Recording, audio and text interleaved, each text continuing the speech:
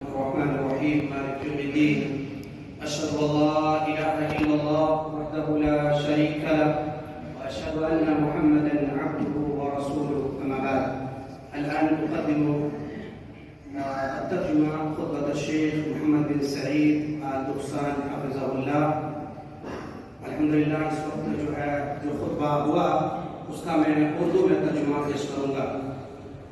سب سے پہلے شیخ نے حمد و صلات کے بعد فرمایا کہ اسلام میں مذہب اسلام میں خاندان اور اسر کی جو ہے بہت اہمیت دی گئی ہے اور اس کی اعلیٰ تربیت اور خاندان کی نشو و نما اور افراد کی نشو و نما اور فلاح و بہبود کے لیے اسلام نے بہت سے اہم تربیت کی ہے. اور اس میں کہا ہے کہ جب سب سے پہلے ہم خاندان کی تربیت کرنا چاہتے ہیں تو سب سے پہلے ہم نیک بیوی سے شادی کریں. اور اسلام نے اور محمد رسول اللہ صلی اللہ علیہ وسلم کی حدیث ہے, اللہ کے نبی صلی اللہ علیہ وسلم نے فرمایا تنکح المرأۃ, اللہ کے نبی صلی اللہ علیہ وسلم نے فرمایا کہ شادی کی جاتی ہے عورتوں سے لأربع, چار چیز کی وجہ سے یا چار چیزوں کے لیے, لمالها ولحسبها ولجمالها ولدينها فاظفر بذات الدين, فاظفر بذات الدين یعنی دین کو ترجیح دیجیے. اگر آپ چاہتے ہیں شادی کرنا تو آپ ایسے خاتون کا انتخاب کیجئے جو دین میں آگے ہے, جو صوم و صلات کے پابند ہیں. مال اور حسب و نسب اپنی جگہ پہ ہے, لیکن آپ اور ہم کو ترجیح دینا ہے نیک خاتون سے شادی. اگر ہم نیک خاتون سے شادی کریں گے تو اولاد کی اچھی تربیت کی جائے گی, اس کی پڑھائی اور لکھائی میں اچھی تربیت ہوگی اور دینداری پائی جائے گی, اخلاق عمدہ تیار ہوں گے.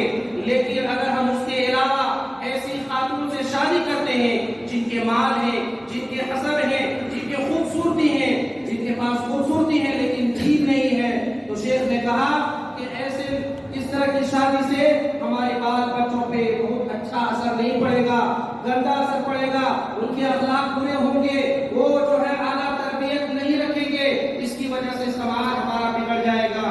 اسی طرح شیخ نے کہا جب ہم اولاد کی شادی کے لیے سوچیں تو بچیوں کی شادی اگر ہم لڑکوں سے کر رہے ہیں تو ایسے لڑکے کا انتخاب کریں, ایسے شباب کا انتخاب کریں جن کے اخلاق اور امانت اعلیٰ ہو, اعلیٰ کردار کے حامل ہو. ہم صرف ایسے لڑکے کو تلاش کرتے ہیں جو مالداری میں سب سے آگے ہو, چاہے شرابی ہو, چاہے کبابی ہو, چاہے جوا کھیلتے ہو, چاہے گانا بجانا کرتے ہو. ہم ایسے لڑکوں کا انتخاب اس لیے کرتے ہیں تاکہ ہمارے پاس مالداری آ جائے. حالانکہ ہمیں دیکھنا ہے کہ ایسے لڑکے کا انتخاب کریں جو دیندار ہو, جو امانت دار ہو اور جن کے اخلاق عمدہ ہو. کہ شیخ نے کہا کہ ہمارے اخلاق اور دین لازم اور ملزوم چیز ہے. اگر کسی کے اخلاق بہت اچھے ہیں لیکن دینداری نہیں ہے تو کوئی فائدہ نہیں ہوگا, اور اسی طرح سے اس کے پاس صرف دینداری ہے, اخلاق برا ہے تو اس کی بھی فائدہ نہیں ہوگا.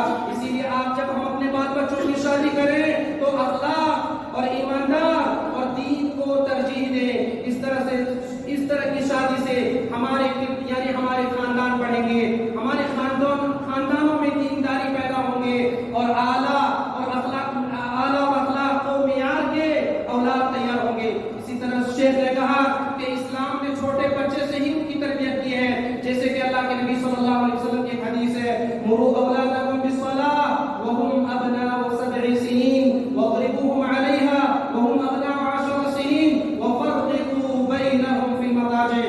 کیا کہا کہ اللہ کے نبی صلی اللہ علیہ وسلم نے فرمایا جب تم مروا اولادکم بالصلاۃ, تم اپنی اولاد کو نماز کا صلاۃ کا حکم دو جب وہ 7 سال کے ہو جائیں. کتنے سال کے؟ جب وہ 7 سال کے ہو جائیں تو نماز کا حکم دو, اور جب وہ 10 سال کے ہو جائیں اور نماز ادا نہیں کرے, نماز نہیں پڑھے تو تم ان کو مارو واضربوهم علیہا. اور پھر کہا اللہ کے نبی صلی اللہ علیہ وسلم کی حدیث وفرقوا بینہم فی المضاجع, اور ان کے بستروں کو الگ الگ کر دو. یہ اعلیٰ تربیت ہے, یہ اعلیٰ تربیت محمد رسول اللہ صلی اللہ علیہ وسلم نے امت مسلمہ کو دی ہے. آج ہم پورے دنیا میں دیکھ رہے ہیں ایک ہی گھر میں سو رہے ہیں, ماں بچے سب ایک جگہ سوتے ہیں, کوئی پردہ نہیں, کوئی تربیت نہیں, کوئی اعلیٰ سوچ اور فکر نہیں. اسلام نے ان گندے چیزوں سے الگ کیا ہے, اور اسلام کا اعلیٰ مقام اور مرتبہ ہے جس کی تربیت محمد رسول اللہ صلی اللہ علیہ وسلم نے دی ہے.